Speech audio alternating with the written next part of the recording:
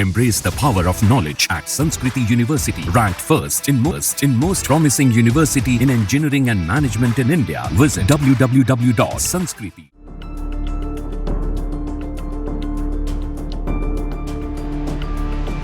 जम्मू कश्मीर में विधानसभा चुनाव चल रहे हैं। इन चुनावों में पार्टियां अपनी अपनी जीत का दावा कर रही है। इसी बीच विधानसभा चुनाव में प्रचार के लिए तिहाड़ से जमानत पर छूटे टेरर फंडिंग के आरोपित और अवामी इत्तेहाद पार्टी के चेयरमैन इंजीनियर रशीद ने कश्मीर मसले पर दैनिक जागरण से खुलकर बात की है।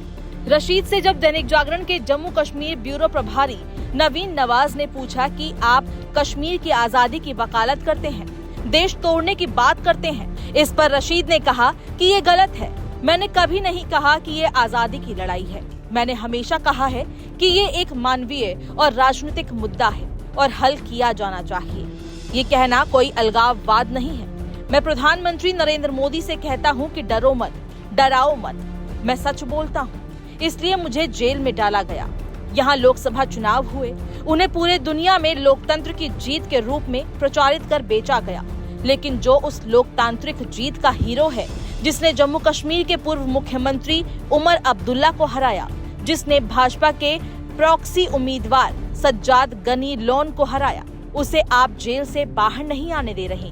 इसके बाद जब रशीद से ये पूछा गया कि आपने पहली बार कई सीटों पर प्रत्याशी उतारे हैं, कुछ कह रहे हैं कि अगली सरकार में आप मंत्री होंगे, सच्चाई क्या है? रशीद ने इसके जवाब में कहा कि मेरी प्राथमिकता कभी भी सरकार बनाने की नहीं रही। मैं कश्मीर मसले का हल चाहता हूँ। दूसरा, मैं भाजपा के साथ कभी नहीं जाऊंगा। मैंने ये अवश्य कहा है कि अगर कश्मीर मसले को भाजपा हल करती है तो मैं उसका साथ दूंगा। भाजपा की राजनीति और मेरी राजनीति में जमीन आसमान का अंतर है। भाजपा को कश्मीरियों से कोई हमदर्दी नहीं। उसने अनुच्छेद 370 को हटाया। अगर मुझे भाजपा का साथ देना होता तो लोकसभा चुनाव में जीत के बाद मैं भाजपा के साथ चला जाता और केंद्र में मंत्री बनता। मुझे मंत्री बनाकर भाजपा पूरी दुनिया को बताती कि देखो, कश्मीरियों का सांसद हमारे साथ है। कश्मीर ने अनुच्छेद 370 के निरस्तीकरण पर अपनी मुहर लगा दी। इसके बाद रशीद ने कश्मीर मसला हल करने पर बड़ा बयान दिया। रशीद ने कहा कि कश्मीर मसला 1947 से है।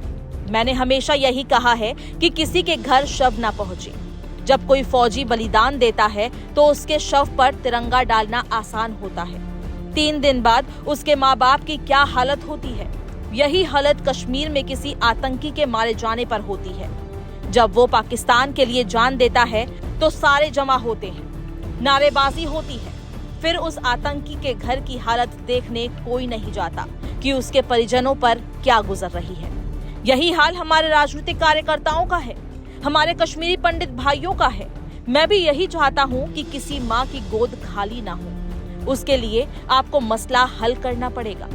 रशीद ने प्रधानमंत्री के नए कश्मीर के सवाल पर कहा कि मोदी जी का दावा है कि 5 अगस्त 2019 को सब कुछ हल हो गया।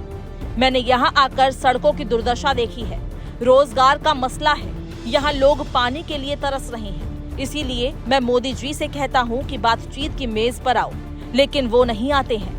जब रशीद से ये पूछा गया कि केंद्र सरकार कह रही है कि अनुच्छेद 370 बहाल नहीं हो सकता, फिर इस पर आपका रोड मैप क्या है? इस पर रशीद ने कहा कि फारूक, महबूबा या अन्य लोगों ने 5 साल तक इस मुद्दे पर कुछ भी व्यवहारिक नहीं किया। सुप्रीम कोर्ट में याचिका दायर करना, वहाँ लड़ना तो कानूनविदों का काम है, राजनीतिक लोगों का काम होता है। राजनीतिक लड़ाई लड़ना, आम जनमानस को तैयार करना, इन्होंने ऐसा कुछ नहीं किया। फारूक, उमर, महबूबा सभी केंद्र के एजेंट हैं। मैं अगर जीता तो साथी विधायकों संग न सिर्फ सदन के भीतर बल्कि बाहर भी आंदोलन चलाऊंगा। दिल्ली की सड़कों पर आंदोलन ले जाऊंगा।